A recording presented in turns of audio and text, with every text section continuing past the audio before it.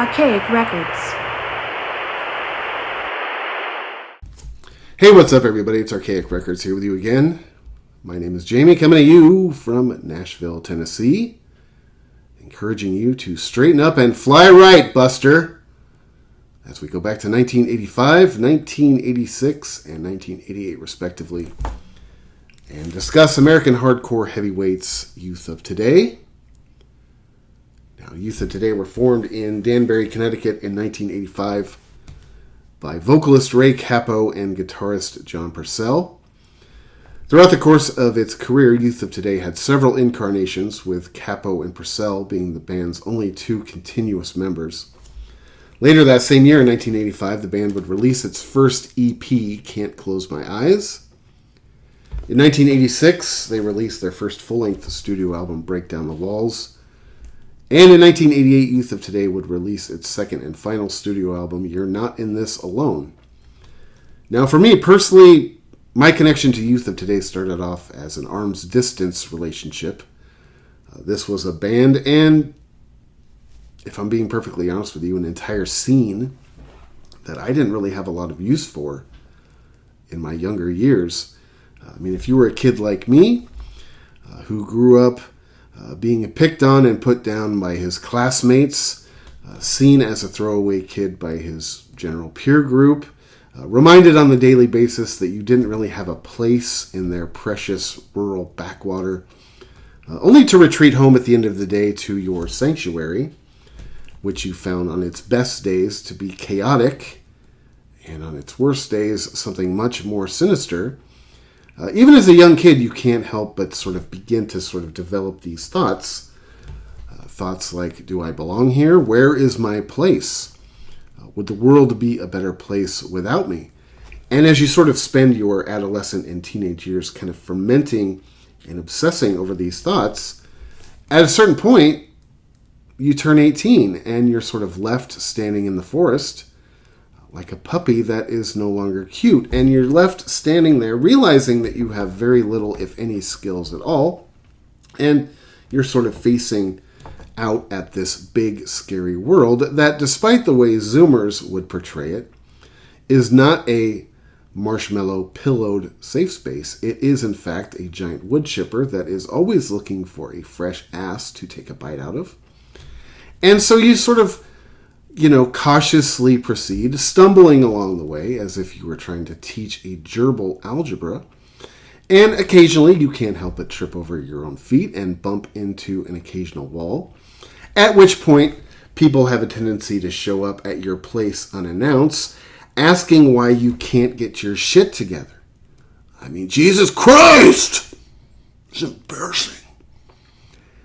And although you politely agree with them outwardly, inside you're thinking to yourself, you made me. I'm your monster, Frankenstein. And right at a point in time when you feel as if you are at the most lonely and isolated you've ever felt in your entire life, you suddenly discover this thing. And for me, this thing came in the form of this style of music, which along with it came this entire community of people that to me were people that came from similar backgrounds that I did. And this music becomes not only your music, but it becomes your community, it becomes your identity. And in some ways, I don't even think it's melodramatic to say that it becomes, your religion. I remember the first time I ever really heard the phrase, straight edge or positive punk. It was something that I immediately scoffed at once somebody had to explain to me the definition. Because to me, those weren't punks. That wasn't punk. That was rich kids who grew up in the suburbs, who took golf lessons, and whose daddies bought them their first guitars and took them to, tour college campuses and encouraged them to chase their dreams. That was not punk rock. Punk rock was ugly. It was angry.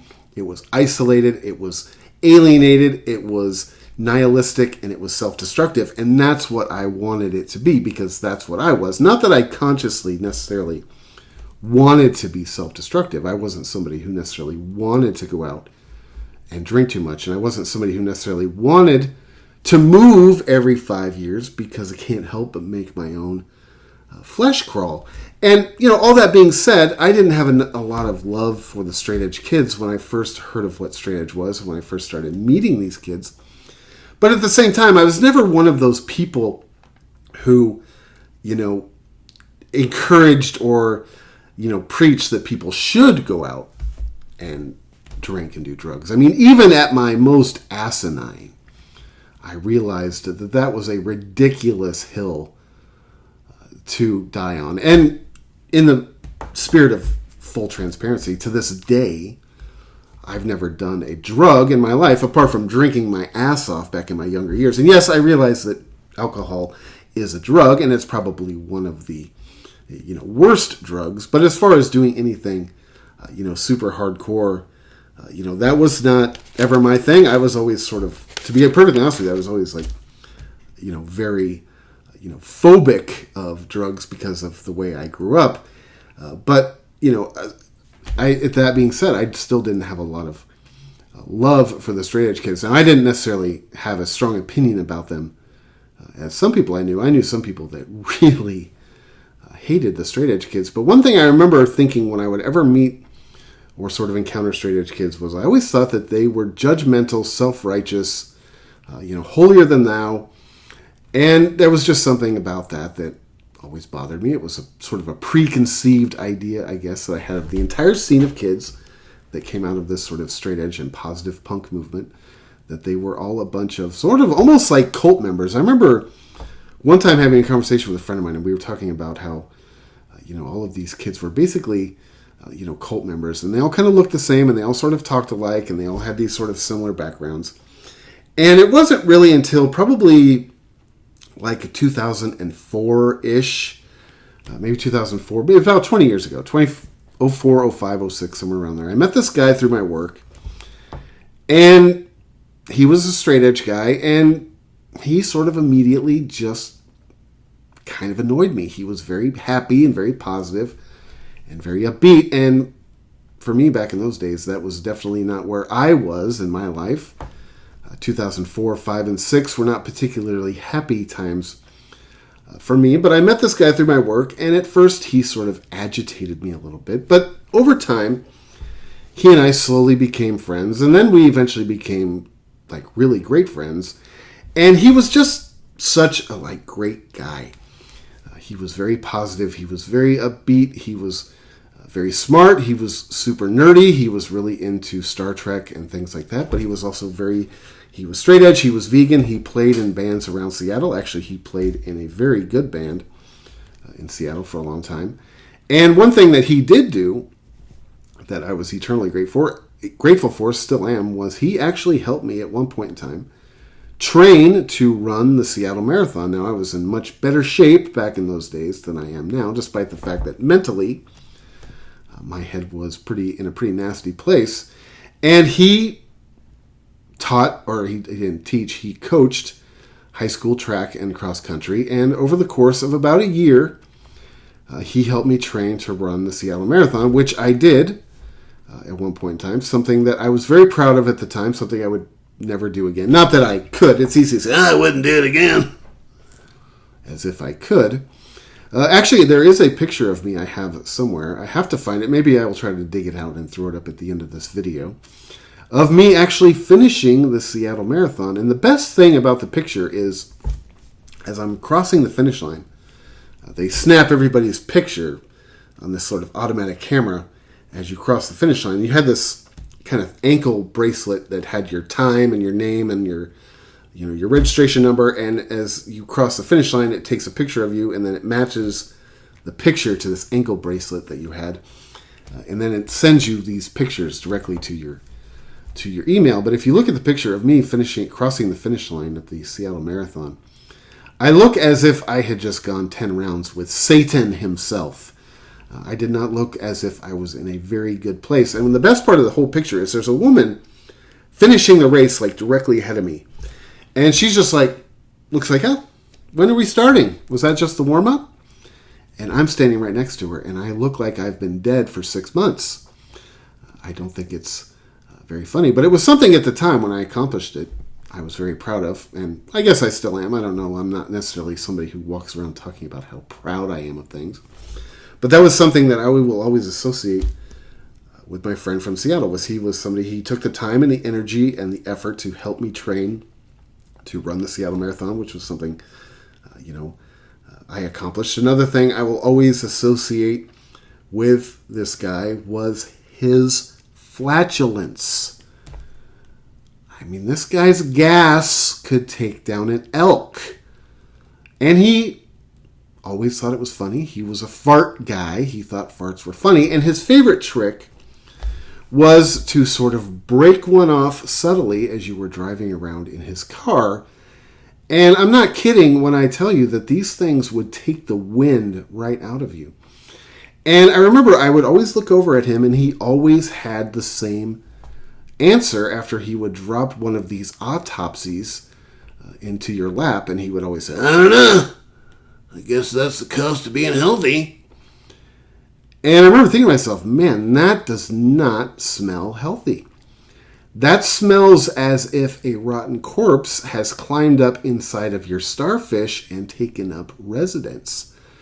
I mean, if you were ever with a group of friends and he was around, and you sort of felt as if somebody may have dropped one, you never had to wonder if it was his, because his had this signature that was as unique as like this putrefied fingerprint, man. I mean, it was disgusting.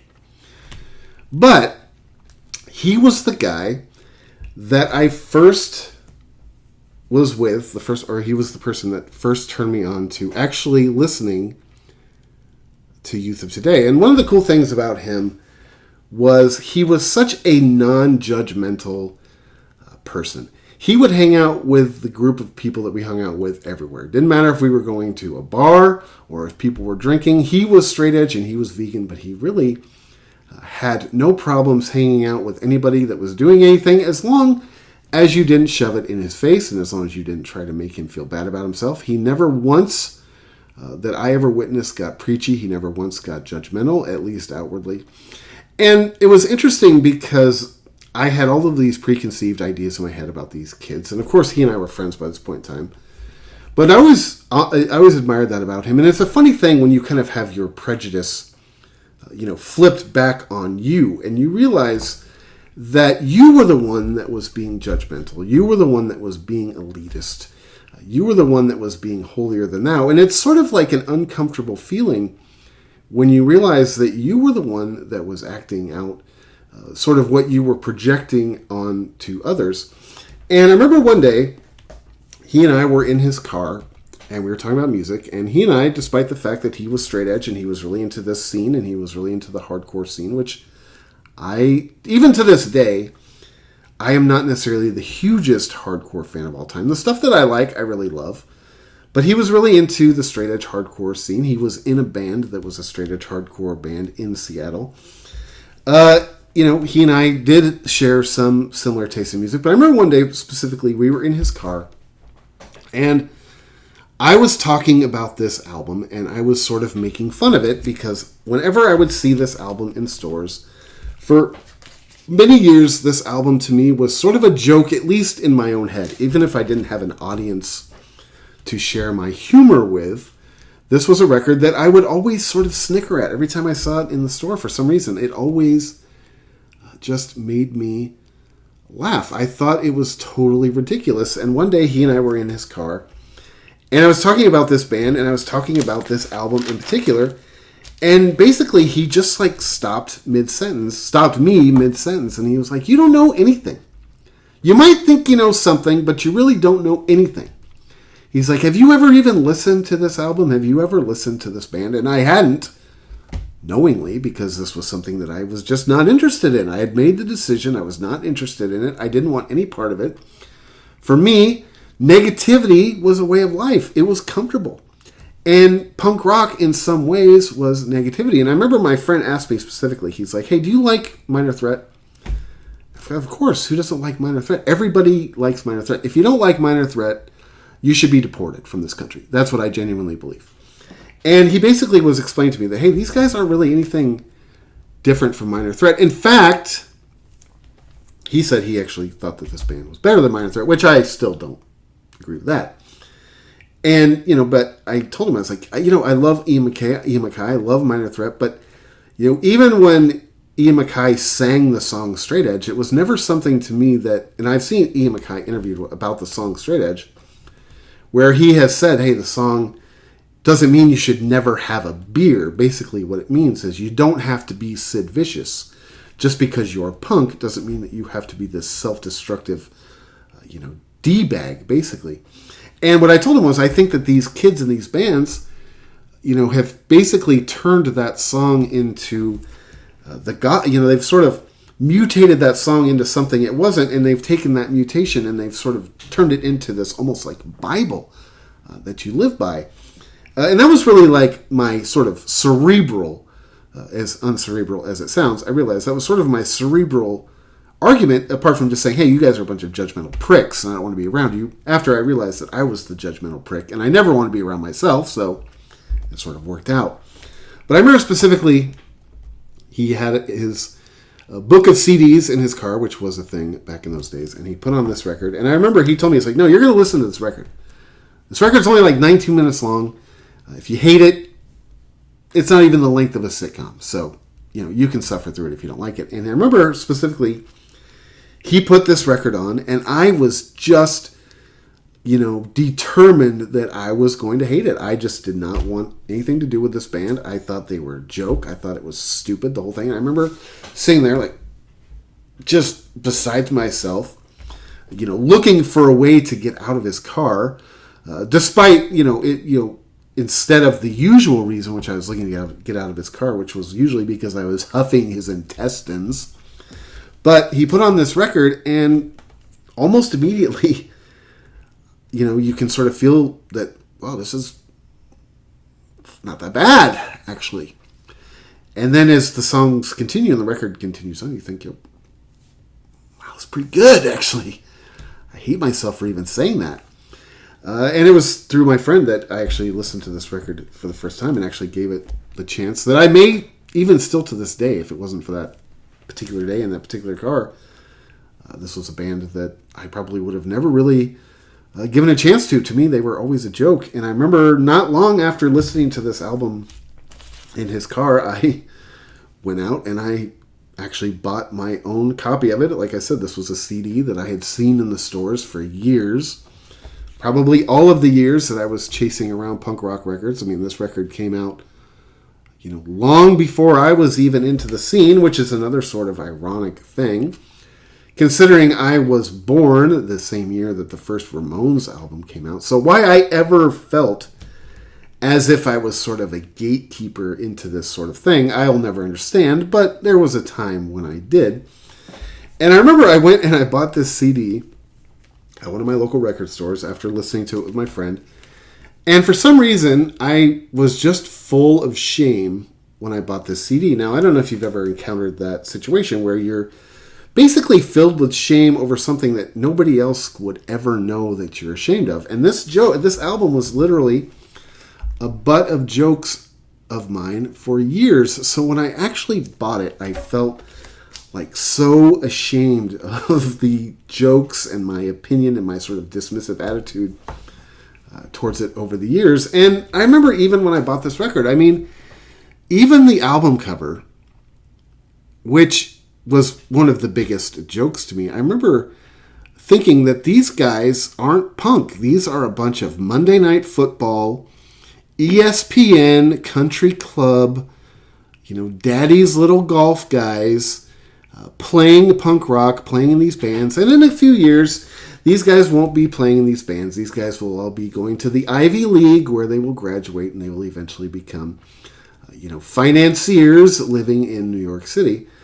Again, that was all sort of my prejudice. But this is a record, this first Youth of Today record, that I actually love. Another thing that made me laugh about it when I first bought it was this quote up in the top middle of the back of the sleeve, where it says, dedicated to all the kids Who care enough to make tomorrow a brighter day? Let's make a change. I remember thinking that was pretty funny too, because I was just such a hate-filled little curmudgeon back in those days. Not that I'm not now, but I've tried to get a little bit better.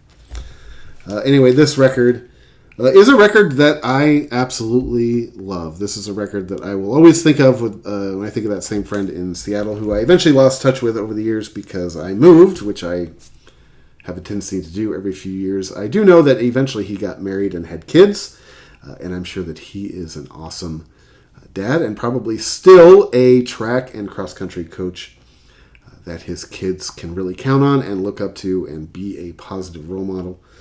To me, this is a record that I listen to still pretty regularly. This is a record that is very positive. It is very uplifting. This is a record that I listen to a lot in the mornings as I'm getting ready to go to work. I have a job that I don't hate, but I have a job that is very all-encompassing. It can be very soul-sucking. It can be very thankless at times. And this is a record that I listen to a lot on my drive to work in the morning. It gets you kind of fired up. It gets you feeling good. It gets you ready for the day. And I know all of that sounds just tremendously corny and cliche and hokey, but it's really true, at least in my opinion. One of my favorite things about this band in general is just their intensity. This is a band that they don't have a lot of, diversity of sound within their songs. I mean, it is just punch in the face, grab you by the spine, and shake. Intensity, and that's one thing that I've always liked about this band. They don't mess around. All these songs are about a minute and a half long. Even if that, some of these songs are less than a minute long. One of my favorite things about this band also is the very unique vocal style and vocal cadence of singer Ray Cappo, who I love his voice. Technically, I love his voice. But he has a very unique way of phrasing and cadence that he uses that is, to me, is completely unique. I've never heard anybody really master it the way he does. There's a few people out there in the past who've tried to, imitate it, but nobody has really gotten it down the way he does it. He has an incredibly unique vocal style. I love his songwriting. Like I said, this is very upbeat, very positive. That's what it is. It's positive punk, and it gets you feeling ready to take on the world. I listen to this record all the time in the mornings, especially like on my Monday morning. This is my Monday morning album. After a weekend, I come home from work on my Friday night and you think, oh man, I have the whole weekend. It's going to be so great. I got all the stuff I want to do. And the weekend flies by, of course, like it always does. And then it's always like Monday morning. I feel like it's always Monday morning. As an adult, there's a Morrissey song, Every Day is Like Sunday, which is the greatest song of all time. But really, there should be a song called It's Always Monday Morning. It's always Monday. And this is my Monday morning album. I listen to this album at least probably every other Monday. Anyway, the first song on side one is a song called Make a Change. This is, I think, a song about, going out and being a source of positive change in your community. Looking beyond yourself once in a while. Becoming more aware of, human suffering. Becoming more a part of your community. Being less obsessed. It makes me think of, contemporarily we live in this age right now. Especially, I'm not in the Bay Area anymore, but I'm a Bay Area guy. And especially now in places like San Francisco, Oakland, Berkeley, Sacramento, Northern California, Southern California for that matter. There's this big housing crisis or homelessness crisis. And, out here in Tennessee, people are a little bit more conservative. They're a little bit more, I don't want to say cold-hearted. That's not really the way that I put it. But they're not really community-minded. And when I tell people I'm from the Bay Area out here, that becomes like the instant topic of conversation is San Francisco and the homelessness. And, oh my God, isn't it so disgusting? But really, it's like, no, you got to put yourself in their position. Yeah, there are homeless people that suck, but there are rich people that suck probably more, honestly. The next song after that is a song called Thinking Straight. This is pretty much a pretty basic, straightforward, sort of straight edge anthem. Be strong enough to resist temptation. It talks about experimenting with drugs, and I'm somebody that I've never claimed to be straight edge. I never have, never would. I don't even know at a certain point, are you allowed to claim, not that I'm trying to, but I wonder if at a certain point, are you even allowed to claim a straight edge? Like, let's say you get like 100% sober, you become vegan, straight, basically you live straight edge. Are you allowed to claim it after you haven't been? I don't know the answer. I'm not claiming it, but I like the song. It's a very positive thing. Like I said, even in my most dysfunctional, I never preached the gospel that kids should drink and should do drugs. I was never quite that ridiculous, despite the fact that I thought a lot of these kids were little pricks, to be honest with you, for a while. The next song after that is Stabbed in the Back. This is a song about being betrayed by a very close friend.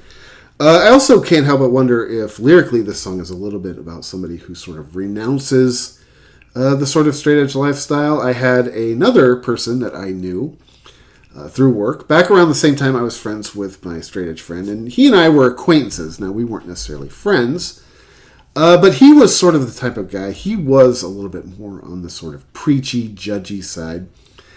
And he and I actually liked a lot of the same kind of music, and he was a fun guy to talk to. I didn't really hang out with him too much outside of what I do for work, but he was a fun guy to talk to. But he was very uptight. He was very judgy. He would call anybody who wasn't uptight, or anybody who wasn't like straight edge, he would refer to them as sheep. He thought that people that drank were just disgusting and whatever. And I remember I kind of lost contact with him over the years. And I remember a few years after that, I was out at a show, and I went up to the bar because, you know me, I got to get my suds on, son. And I remember seeing this guy from across the room, and based on what I do for a living, I've just met thousands and thousands of people in my life. I have. And so I have this thing where everybody kind of looks half familiar. But I remember seeing him, and he definitely looked familiar. And I couldn't place where I knew him from because I've met so many people in my life. And I'm kind of going through my sort of mental Rolodex. And as I'm kind of walking up on him, it hits me how I know him. It's this straight edge guy that I used to know a few years prior. But he's at the bar in this show. And as I walk up on him, I realize that he's not only drinking a beer, but he has a beer in one hand and a shot in the other, and it hits me who he is, and I walk up on him, and as he sees me walking up on him, he clearly recognizes me, and he gets this sort of look of dread on his face. Now, if you know me, and you see me approaching you, a look of dread isn't something that I haven't encountered many times in my life. I have the same look of dread every time I look in the mirror, so it's understandable. But I walk up on him, and I'm just like, oh, hey, man. How's it going? And he's like, oh, no. I knew you were going to say something, man. I was like, I didn't say anything. What did I say? He's like, oh, man, I know what you're going to say. I understand. He's like, I just want to have fun, man. I don't really care about all this stuff anymore. I just want to have a good time. And I told him, I was like, that's all I was ever saying to you. You were the one that was judging me, son. I never judged you. Although maybe I was, as I mentioned before. But he talked about how he had basically, got turned 21 and suddenly it wasn't as much fun not to go out drinking with all of his friends. And he and I eventually had a beer and laughed it off at the bar. I liked the guy, but he was somebody that was, he had apparently lost his faith, I guess. The next song after that is a song called Take a Stand. This song has like a really cool intro by the rhythm section. This song is about self-worth.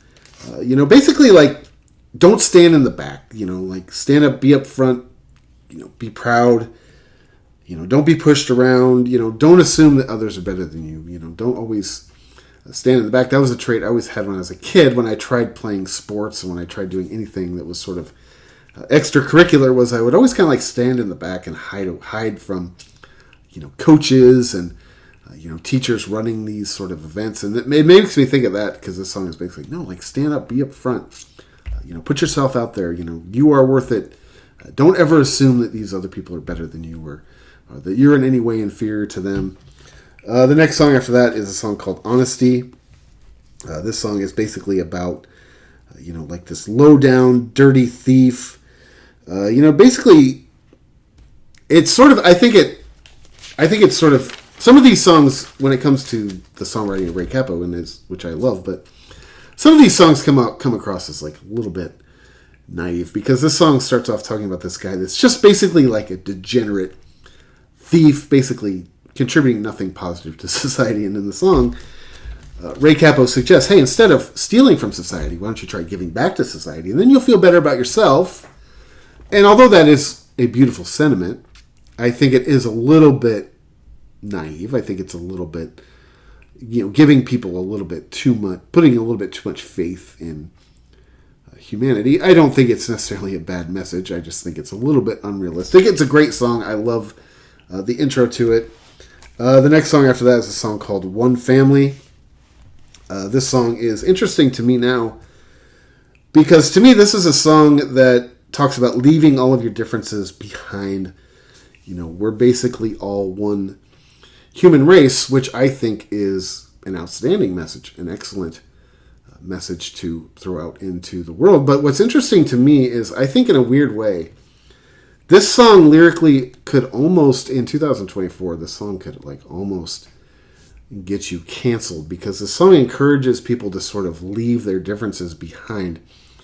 And I feel like we live in a world right now, especially with like the socially liberal left and the sort of the woke, movement. I feel like basically people are obsessed with our differences. I think people think that we are our differences. It's interesting to me that in some ways the left in this country, and I'm neither left nor right, I am not political in any way, but I find it interesting that the left in this country have sort of become the segregationists. They want us to sort of just be our differences.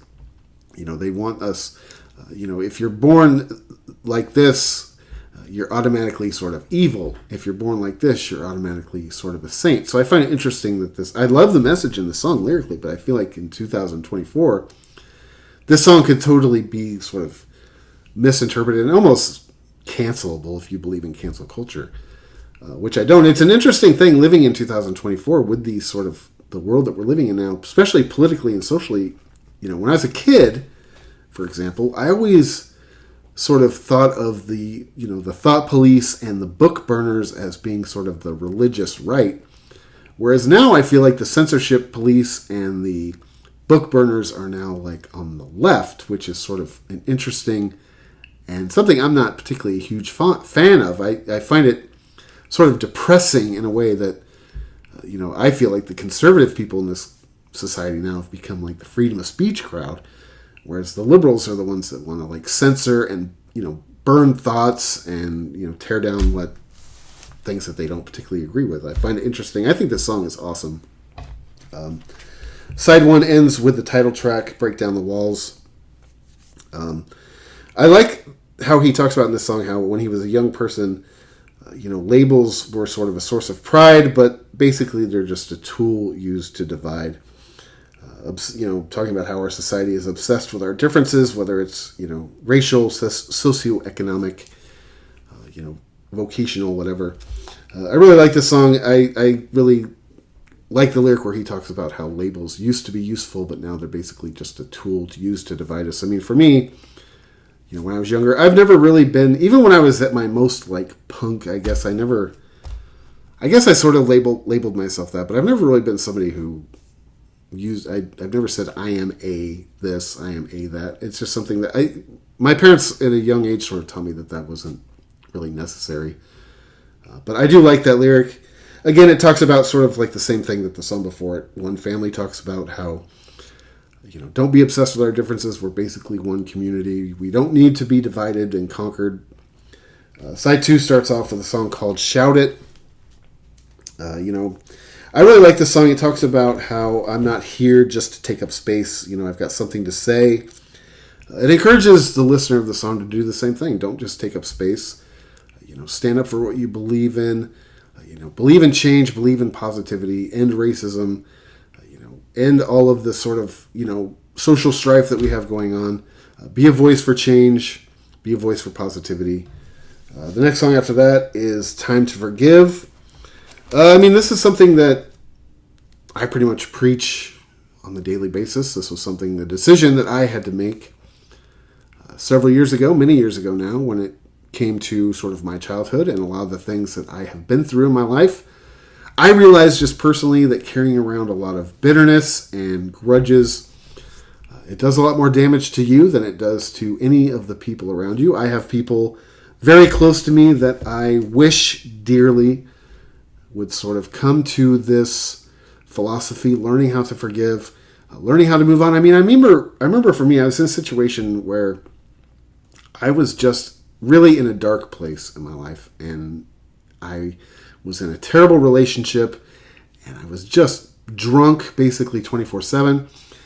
And I remember I basically made a conscious decision that I just am going to start letting go of a lot of this stuff that basically is just anchoring me to the seafloor. And I remember almost immediately, even before I really put it into practice, having just thought it and said it to myself, I instantly felt, like 100 pounds lighter.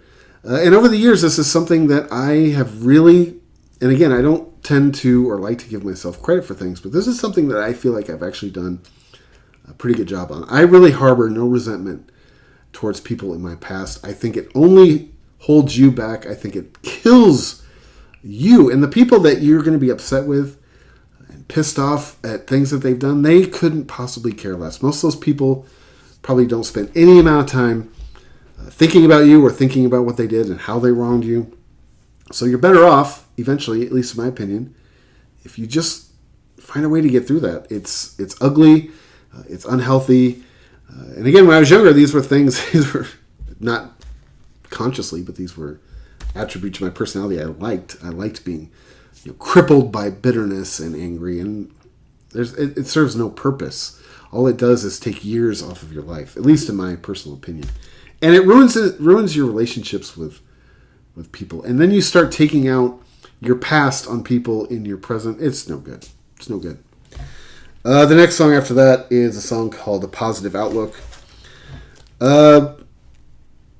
This is sort of, I like the song because he basically says, hey, this is my philosophy. I don't really care what you think. I go through life with a positive outlook. I don't care if it's unfashionable. I don't care if it's uncool. This is like what I do. And I really don't care what you think. This is a great song.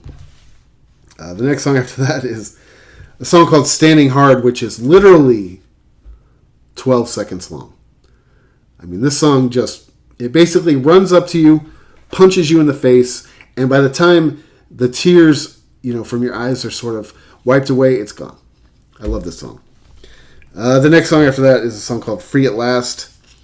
I believe that this song is basically about becoming sober. It talks about breaking free from the chains of drug and alcohol abuse. Great song, very inspirational, very sort of, positive message. The last song on this album is the song Youth of Today, which I think is basically it's about spreading the sort of gospel of the straight edge subculture, embracing a drug-free, meat-free, positive future. But it basically warns at the same time that if you are in this only for fashion, that basically you will be found out and possibly drummed out of the club. Now, that was one thing. I remember this back in the mid-90s, too. And at this point in time, I have no idea how big straight edge is with young people, if it is even still a thing. But that was the thing back in the 90s, and a lot of my friends who were, punks who weren't hardcore kids, definitely weren't straight edge kids. That was the thing. That was like the big, complaint was that straight edge was all just a bunch of fashion kids who, were 18, 19 years old. But as soon as they turned, 21, they were going to do what I was describing earlier with that kid guy that I knew from Seattle who basically just became a guy who drinks at shows. So this song basically warns about that, saying, hey, posers need not apply. You have to be committed, you have to be dedicated, and we're going to spread this word of positivity and, a drug-free, meat-free, cruelty-free society. I think it is a good message. Not a message that I have lived through most of my life, to be honest with you, but I'm not here to throw stones, son. Anyway, 1988, the band would release their second and final full-length studio album, You're Not In This Alone. To me, if you can believe it, this record to me is even heavier and more psychotic, if you will, than the first record. That being said, I actually like Break Down the Walls better. Of the two full-length studio albums, Break Down the Walls to me is better. But this album is awesome as well. I think this album clocks in at a pretty snug, like 18 minutes. This song is just a kick in the nuts, much as the first one is, much as basically all of their material is. The first song on this record is a song called The Flame Still Burns. Basically saying, hey, we're still here, despite the time that's passed, perhaps since the last record came out.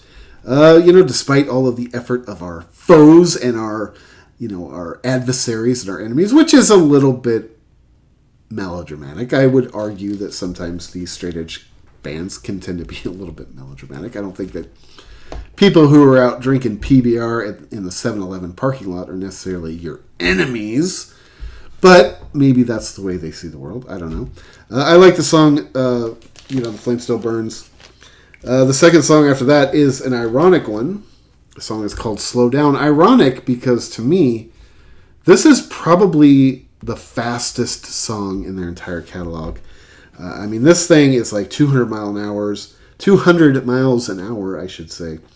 And it's just incredible. I love the song Slow Down. The next song after that is Choose to Be. Basically, I'm not interested in trying to impress people that I don't know. I'm not going to front. If you don't think that me and my chums are cool, I'm not going to go out of my way or change who I am in order to try to win you over. We have our own values. You have your values. I'll live by mine. You live by yours. I really like this song. I think it preaches a really good message of, basically like sticking to yourself, because peer pressure and, this sort of fake, false acceptance by people that you really shouldn't care what they think. It doesn't really mean anything at the end of the day. What matters at the end of the day is your integrity. And if you're able to look at yourself in the mirror at the end of the day and be okay with generally what you see, maybe not physically in my case, but if you're okay seeing who you see as a human being and as what you believe in and what you stand for, I think that is paramount. I think that's the message of this song. The next song after that is a song called Put It Aside. Now, I just mentioned that Break Down the Walls is my favorite of the two full-length Youth of Today's studio albums, but this is my favorite song in their entire catalog. This song is almost perfect. I love the instrumentation. I love Capo's weird, strange cadence on this song. It is perfect. Every time I listen to this song, it gets stuck in my head for a week. I've been listening to these two records this week, trying to write down some ideas about these songs. And Put It Aside it's almost a perfect song, in my opinion. Basically, I think it's about straight edge solidarity, resisting drama and gossip. But man, if I could only listen to one Youth of Today song for the rest of my life, this is it. If I had to put, I was talking earlier, I've talked about this in the past. If you make a compilation record, maybe, I don't know if it'd be on my 20 most perfect songs, maybe 30 most perfect songs of all time. Put It Aside is on there. The next song after that is Wake Up and Live. This is about going out and, making every day count, living every day, waking up, because you really do only live once. It talks about how, boredom is a choice. Go out, get up every day, get dressed, go out, be in the world. You only live once. Really, you're only young once, which is really, I think, the more important message in the song. I can't help but think every time I listen to this song in 2024 standards, or through the 2024 lens, I guess I should say, I can't help but wonder what Ray Capo would think of the people who basically live in their mom's basements, playing video games 26 hours a week, in their jammies and their t-shirts that have the Cheeto snow all over the front of it. I can't imagine that Ray Capo is somebody that necessarily has a lot of use or sympathy for that subculture of people. Side 1 ends with a song called No More. This song is about vegetarianism, stuffing our faces with no sympathy towards the people that we share this planet with. He talks about how selfish, the human race is when it comes to, looking out for themselves. Things are going to change. People are going to become, he talks about how, again, the song is sort of idealistic, but it's also a little bit, in my opinion, it's a little bit, naive in the sense that he thinks that people are going to change and we're going to become a more civic-minded society. We're going to have, more of a public consciousness. Sadly, it's my opinion that this has actually become the opposite of what's happening now, because now we live in such a narcissistic society, and you see it with, celebrities and, social media and sports. And, I'm not necessarily like the biggest sports guy in the world, but if you ever do go turn on a sporting event now, and I used to be a big baseball guy. I still kind of want to like baseball, even though I'm kind of at this weird place with baseball right now. But, we live in this world now of this like narcissistic, self-congratulatory, selfie world. It comes through in music. It comes through in reality TV. It comes through in social media. It comes through in sports. I mean, you watch a baseball game, some guy will, hit a little pop fly out to center field, and the center fielder will make the catch as if it's the most pedestrian thing in the world. And instead of just jogging off the field and playing the game with a little bit of respect and decorum, and, a little bit of class, which is something that our society is sort of lacking now, it's all about the, in this, and it's like the self-congratulatory, look at me, everything is about me. It's not about the game. It's not about the team. It's not about your city. And you see the same thing in music. I think a lot of these musicians that are popular nowadays, and I don't necessarily have my finger on the pulse of what's going on in terms of youth culture, but, people like Post Malone and Billie Eilish and, people like that. It's not, to me, their music has nothing to do with the music. Their popularity has nothing to do with their talent. It has to do with their narcissism and their quote-unquote outrageous behavior, although most of their outrageous behavior, I would make the suggestion, is very sort of contrived and, run by a publicist first to make sure that it's outrageous, but we don't want to get canceled here, Post Malone. You know what I'm saying? Actually, Post Malone was just in Nashville the other day playing a country show. I bet that was pretty snug. The next song after that starts off side 2, side B, a song called Karma. Pretty much a self-explanatory song talking about what comes around goes around, talks about drug dependency.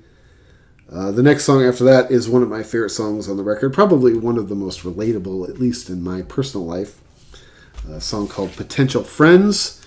This song is about social anxiety and sort of the desire to, make friends and build a community up around yourself, despite the fact that you sometimes feel maybe as if you are not worthy of friends or a community, and you're often held back by your own self-doubt, and, you're not exactly sure how to take that first step into, meeting people and introducing yourself, and even people that share a common interest with you can be intimidating. My wife, since we've moved to Nashville about 4 years ago. I can't believe it's been 4 years. That's crazy. But my wife has gone out and she has, she's built a pretty good little community of friends for herself here. That's something that isn't necessarily her nature. That's something that kind of took her out of her comfort zone a little bit. But I'm very proud of her in the sense that it's something that she wanted. When we were living in the Bay Area, it was something that she wanted. Now, people in the Bay Area, it's a little bit harder to build a community in the Bay Area. People just aren't quite as sociable as they are out here, but she's done it and it's worked. And it's something that, it's a lot of effort for her. Her and I are both people who tend to be a little bit on the kind of, self-defeating, antisocial. Antisocial is the wrong word, but, self-conscious sort of, spectrum, I guess. The next song after that is A Time We'll Remember. I love this song. This song is about embracing youth. Today is all you have. Tomorrow may not get here, and yesterday is dead. So embrace today, embrace your youth, embrace positivity. I really like this song. The next song after that is a song called Live Free. I love this song. This is another one of my favorite songs in this band's entire catalog. This song is about the sort of concept of blind patriotism and the love it or leave it mentality that you find in certain parts of the United States. And I am sitting in one of those regions of the United States as I speak to you here in Tennessee, not necessarily in the city of Nashville proper, which tends to be a little bit more progressive than the rest of the state. But around here, you're always being told by people that this is the best country in the world, but these are the same people that have never really been anywhere else. Some people, you'll tell people, yeah, America's cool. We're pretty good, but there are places that are better than us. There are places that do things better than we do. There are people that have better healthcare, better education. And you meet these people, why don't you go to Iraq, man? You'd be crying before the plane even lands. It's like, no, I'm not saying that.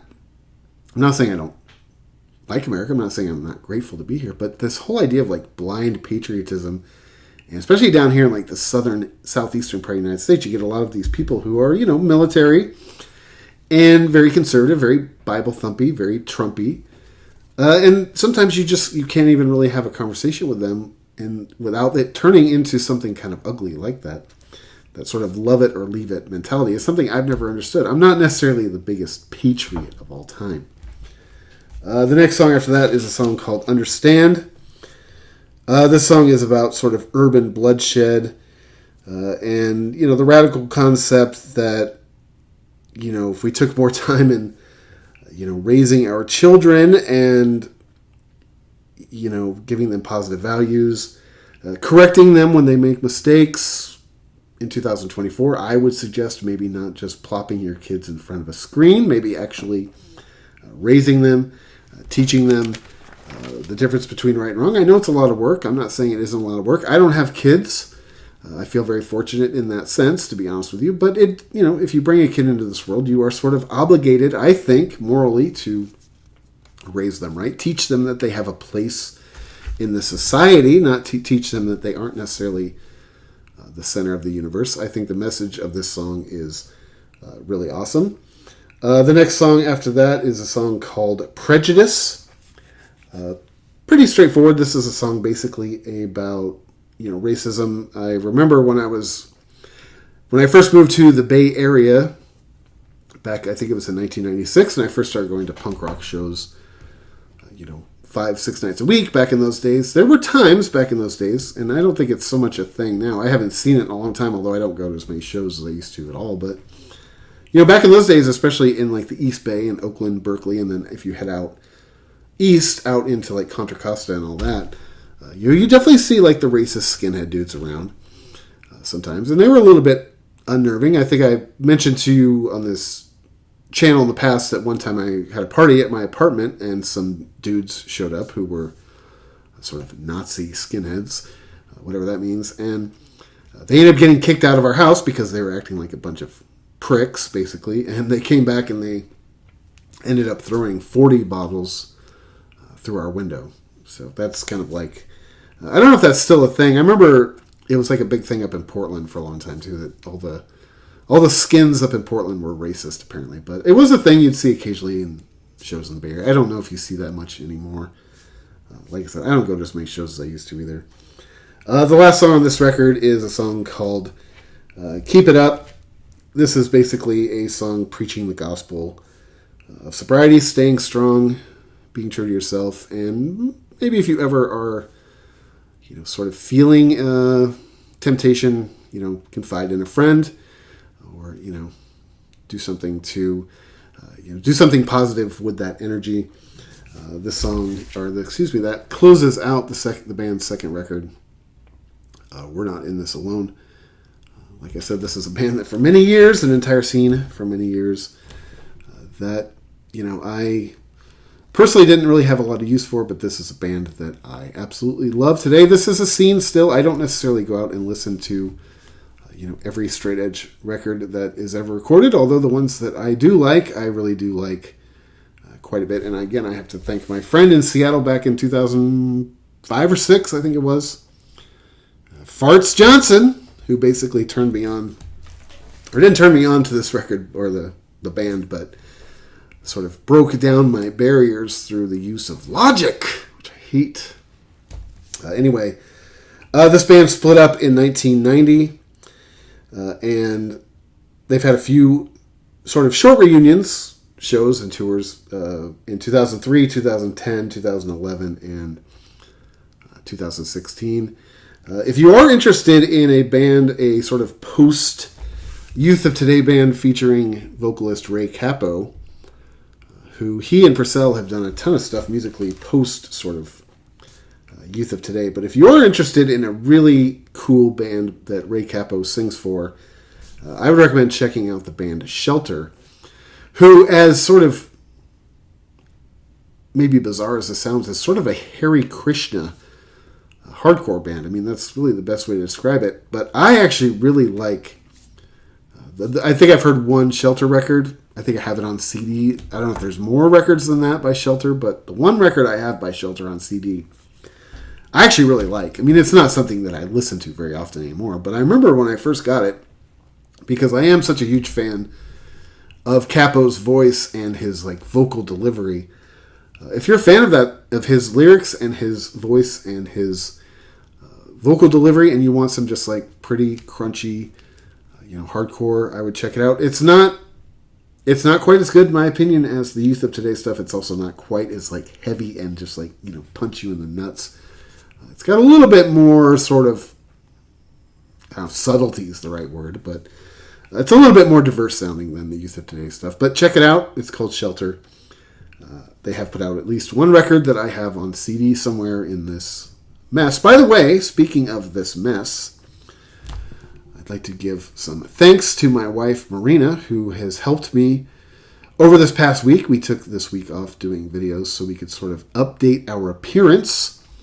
It was brought to my attention that I could do something to sort of spice up the visual presentation of Archaic Records. So I'd like to thank my wife, Marina, for sort of inspiring me to change up the lighting a little bit. Hopefully it is aesthetically pleasing as it is unpleasing to hear me sort of stumble through these notes that I take every week.